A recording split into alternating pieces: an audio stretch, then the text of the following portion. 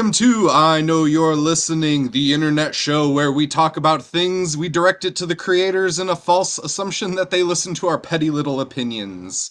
I'm your host, Johnny Blaze, and we're I am joined... your co-host, Ben Hooper, our wonderful, special, sensual guest, Elena Taylor. Let's get a round of applause from everyone watching this video right now. If you're not clapping at your video right now, make sure you at least like and subscribe.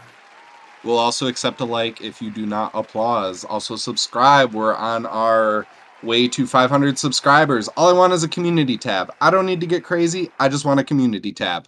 We are having quite the confluence of fantasy franchises. We have... War is afoot. House of the Dragon. House of the Dragon, I believe, if I got my timing right, is out a week before this video aired, or a few days before this video aired, and then a few days from now when this video aired, if I got my timing right.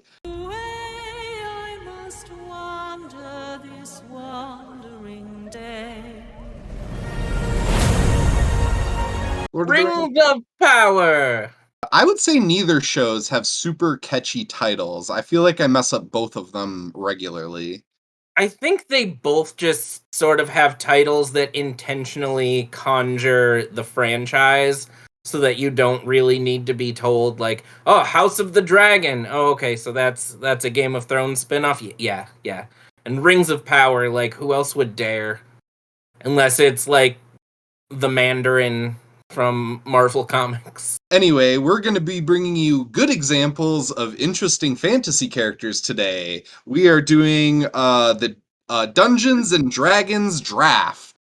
Similar to our Space Team draft, we're pulling out some beloved fictional characters from really wherever, and building a classic D&D team. Who would we pick if we could pick anybody from the multiverse to delve a dungeon? Oh, I was going to say that earlier. Crap, I wish I brought it up then. We'll cut it in. We'll cut it in earlier. Thank you. We, the editors of this video, who do this together and share the load of work, will gladly do that. Yes. We'll all pitch in and do it together. Yeah. What I was going to say was, we had already come up with this idea, and then what gets announced?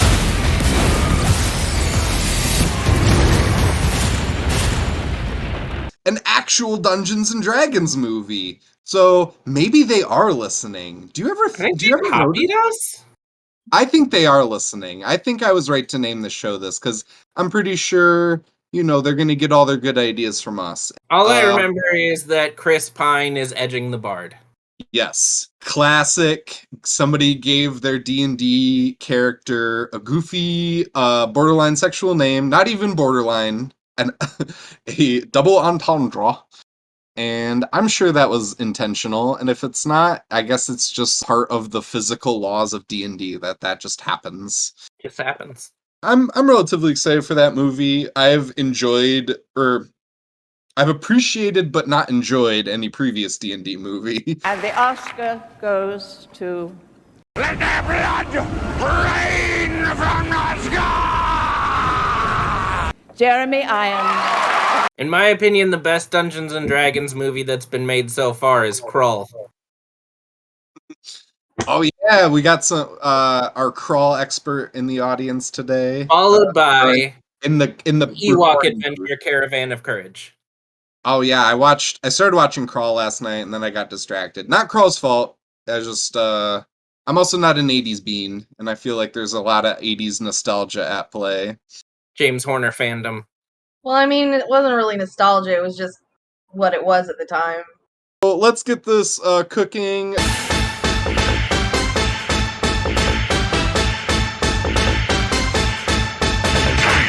For my fighter, I chose what I think is one of the quintessential classic sword and sorcery fantasy heroes, Prince Adam of Eternia, aka the He-Man. Let's see you pick on someone your own size, Skullface.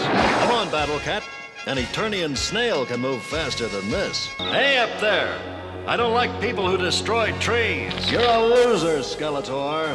Tila, could you put your finger here for a second? He's got a magic sword. He rides into battle on a cat. Fights a skeleton. What else do you need?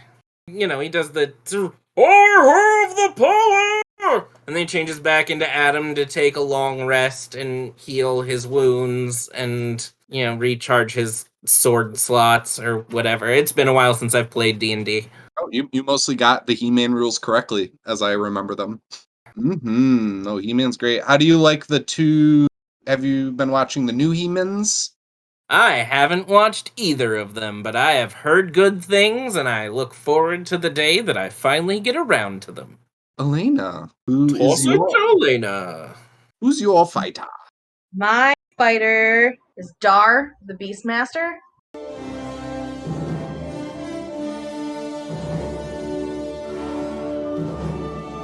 Lots of pets.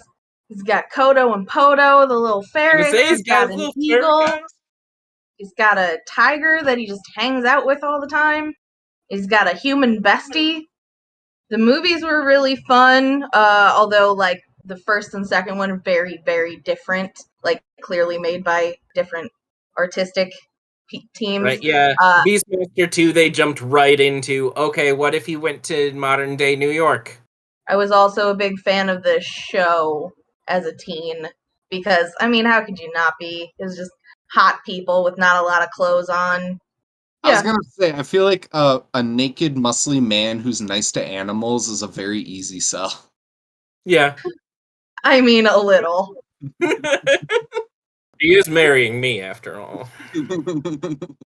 We were really close to having the triple barbarian, but I decided to make another evil team. I almost did that, actually, but then I heard a rumor that you were doing a villain list, and so I was like, eh. For my evil fighter, I've chosen Jason Voorhees.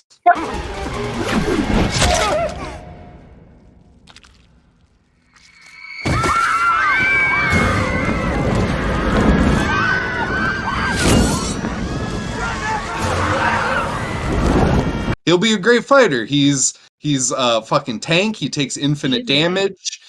I would say that, like, actually it'd be pretty easy to, like, point him at various enemies. If he's having trouble getting it, you just charm Jason to make the hero team look like a group of sexing teenagers, and he'll figure it out from there.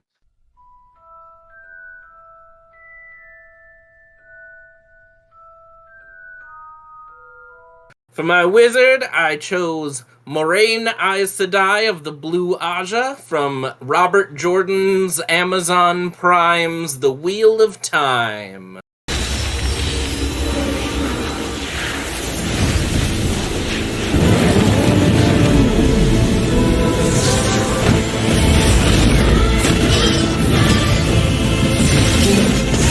Another great fantasy program currently on the air that will have its second season vaguely whenever Rings of Power is over. There's another fantasy series we can wrap up into this. We're gonna nail this fucking algorithm, guys. We're getting all these fantasy shows. But yeah, she's not the most powerful magic user, but she is amongst the most clever, and has been known to possess numerous items capable of increasing her magic output, and has a few ridiculously overpowered spells in her arsenal that will simply rip you out of existence entirely. Oh, man. After my own heart. Whomst is your wizard? From the Chronicles of Narnia, The Lion, the Witch, and the Wardrobe, anyway. Father Christmas. These are your presents.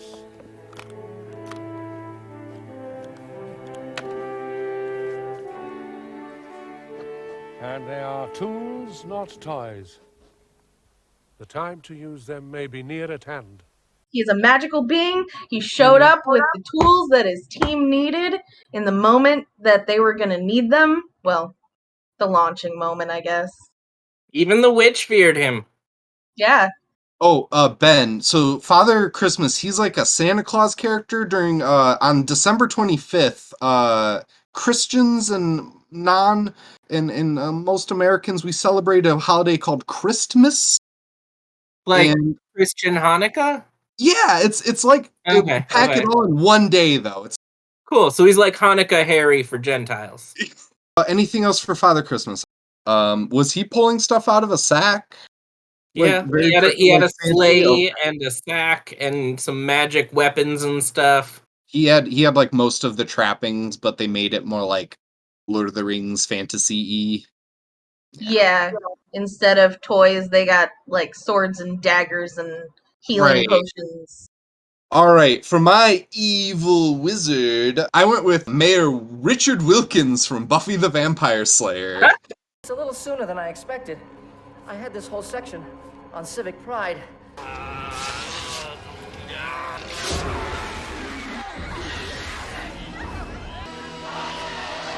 A wizard and an evil wizard is like, I could just pick Sauron, I could pick the Night King, I could pick Emperor Palpatine, these very overpowered characters, that wasn't very interesting, but Mayor Richard Wilkins is kind of lame, but wants to be like one of those people. And so he feels he's like a low grade magic user. He would probably need to be buffed slightly, but he has that demon form. That's not nothing.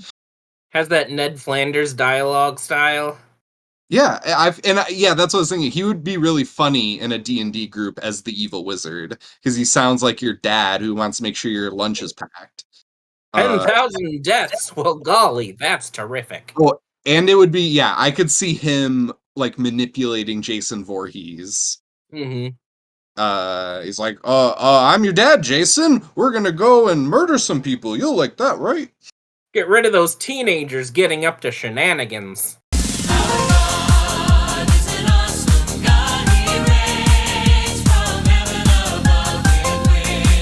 For my cleric, I pulled from George R. R. Martin's magnum opus.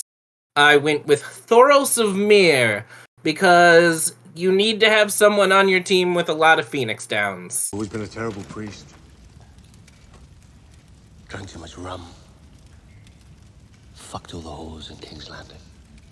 It's a terrible thing to say. By the time I came to Westeros, I didn't believe in Helllord. I feel like the rest of my guys probably gonna die a lot, so, He's a fun character both in book and show. They're both kind of different, but they're good in their own ways. Yeah, Cleric, he serves the Lord of... That's where his power comes from. Very classic Cleric attributes.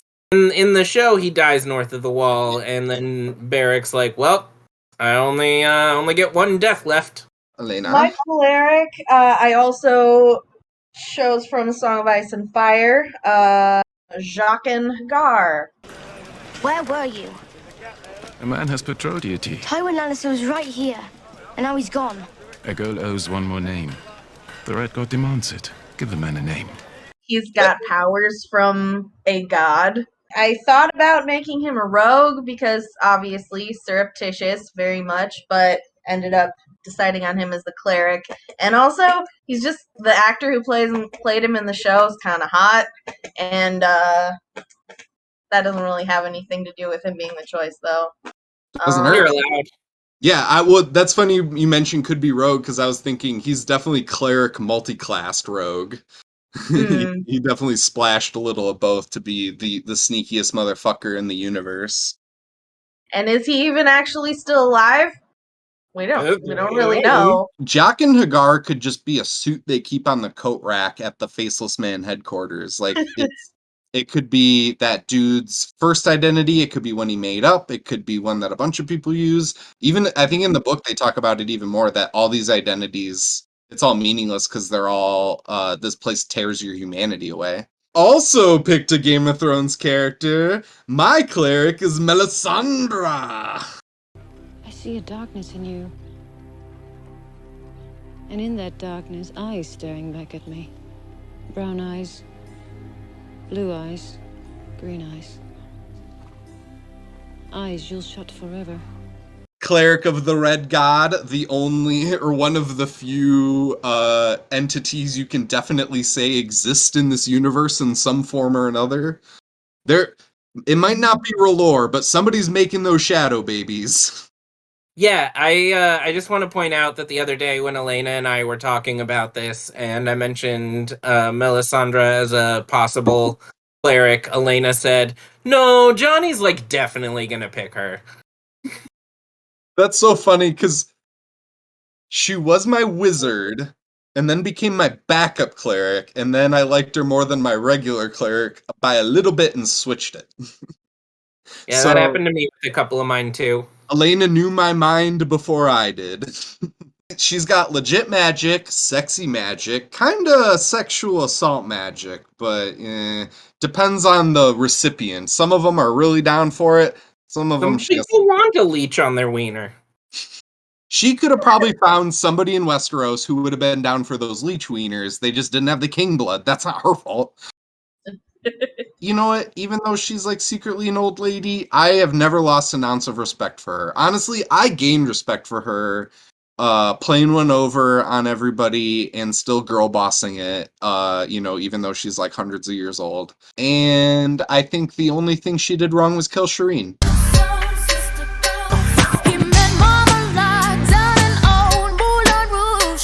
I spent some time sitting and thinking about it, and I was like, what are the qualities that make a great rogue? Can your rogue keep one jump ahead of the bread line, one swipe ahead of the sword? Can he steal that which he cannot afford? My rogue is Aladdin, of Disney's Aladdin. Well, no, I love that most. He has I an think animal familiar, a flying carpet, friends with a genie. I almost made the genie my wizard, and then I almost made the genie my cleric, but what I landed on was Aladdin for rogue. That you get both that way. You get the genie and have your Aladdin too. Exactly. Aladdin. Anything else about Aladdin? Just that he's Prince Ali, fabulous he, Ali Ababwa.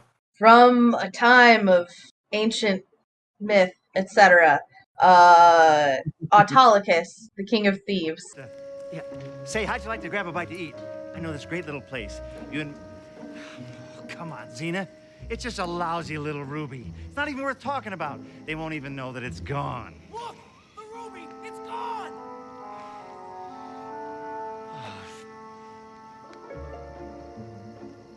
All right. I gave it back. You happy now? As portrayed by Bruce. Oh God, why am I blanking? Camp. Shut up and just say it. Bruce Campbell. Jesus, will you edit that out? Yeah, no, we're gonna make Ben look like the goober, and you'll look just fine. Autolycus, the king of thieves, as played by Bruce Campbell. Camp.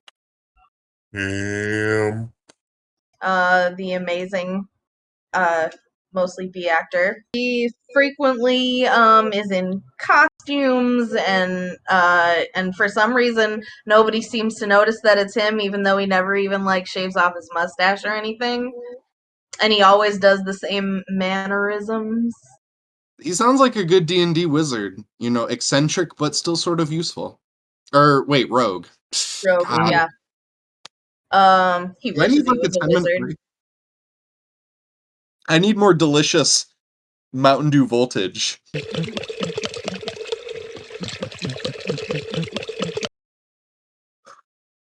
just gonna quietly watch you drink for a second.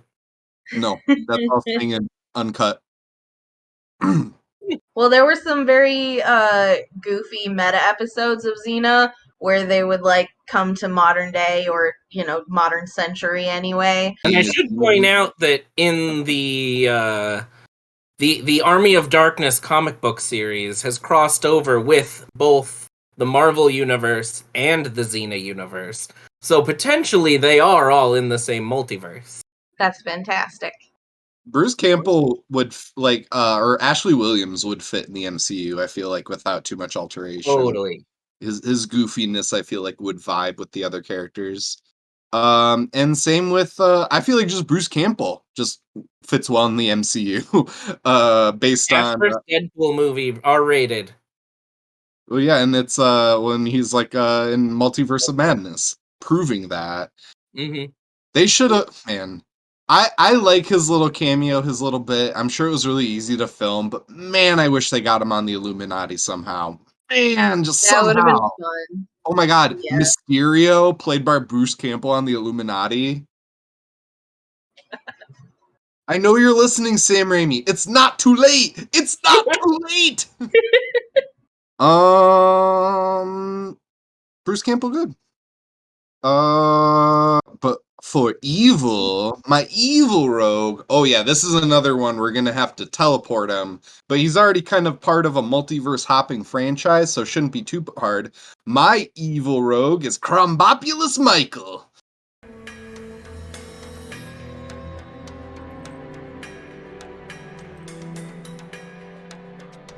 Oh boy, here I go killing again. From Rick and Morty. He's I haven't watched the most recent season, but as far as I know, he's still a one-off character from like basically an extended scene from a Rick and Morty episode. But he's so funny and leaves such a good impact that when I thought of Evil Rogue, he was my first and only choice. This is the one category I don't have a backup. Because I was just like, oh boy, here I go killing again, and then you do D&D stuff instead, and that would be awesome. I would just love to watch him just fuck up a town guard doing some, like, basically the same stuff. And he's like a crazy bug man. He'd look good in chainmail and with regular swords. What you really, really want? I'll tell you what I want, what I really, really want. So tell me what you want, what you really, really want. I wanna. My official wild card to bring in the works of J.R.R. Tolkien. Watch The Rings of Power on Amazon Prime coming soon. Samwise Gamgee. Then let us be rid of it. Once and for all. Come on, Mr. Frodo. I can't carry it for you. But I can carry you. Come on!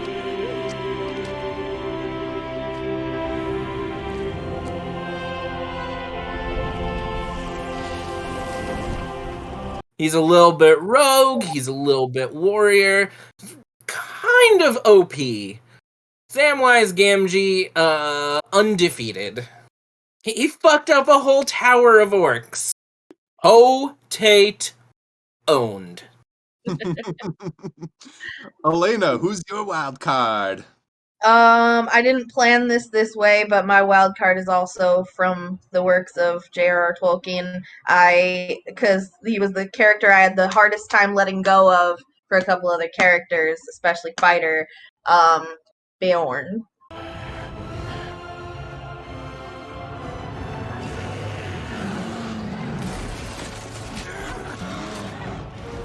He's got his bears, he's got his horses, he's got his bees.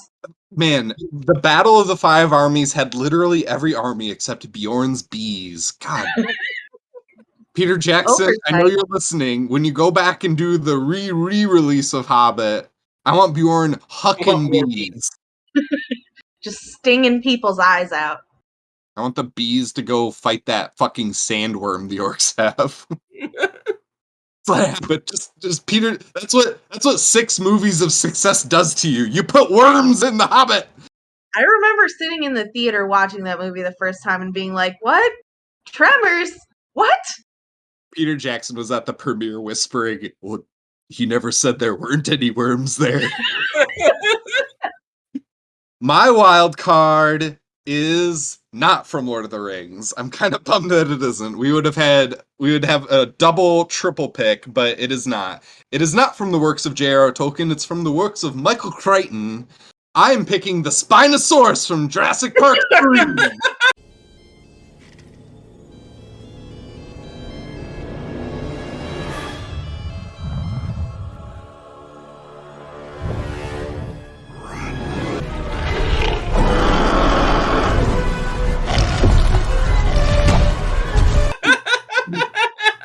This team needs a team pet, and why not a big angry lizard? Why the hell not? Yeah. I was thinking about dinosaurs are canon in D&D, but I always liked the Spinosaurus as like a scary villain dinosaur. I like that big safe. He's got a crocodile mouth, which is like a dinosaur but different. It's like a more evil dinosaur mouth. And I don't know, I feel like the Spinosaurus kind of brings the team together. But yeah, we'll have we have our D&D teams here, who we would fan fiction multiverse into our campaigns and our hearts. All right, we all brought a bunch of backups, so we'll fire them off real quick. Okay, so I made one version of the list that was all characters from a single franchise. My fighter, Samson. Wizard, Jesus. Rogue, David. Cleric, Moses. And wild card, God. Elena, backup fighter. Relish the Troll King from the 10th Kingdom. I had my one Lord of the Rings call. I got relegated to backup fighter, and it's Azog the Defiler from The Hobbit. Backup wizard, Sauron. My backup wizard is Dr. Doom. Who's your backup cleric? Min, the bartender in Wheel of Time. My backup evil cleric is Iwin from DS9. Rogue. Grima Wormtongue.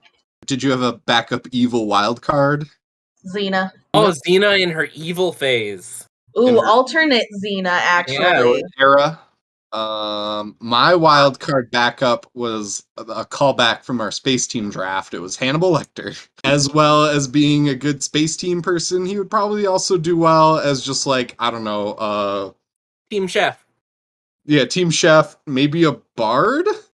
Slash therapist. Well, yeah, and it's like his bartery wouldn't be singing, it would be really excellent advice. Any last thoughts? This was fun. D&D's a fun game. Indeed.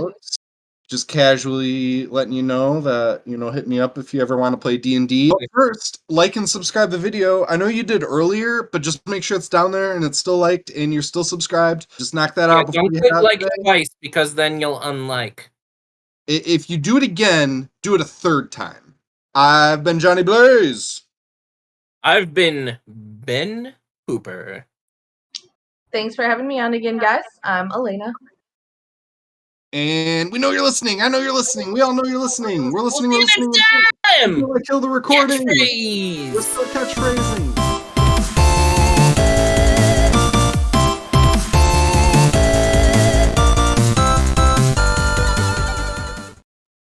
Oh man, I can't wait. I'm excited for new Futurama. Stay tuned for Fancast 2. I think will be the episode after this one. We'll be doing some Futurama stuff.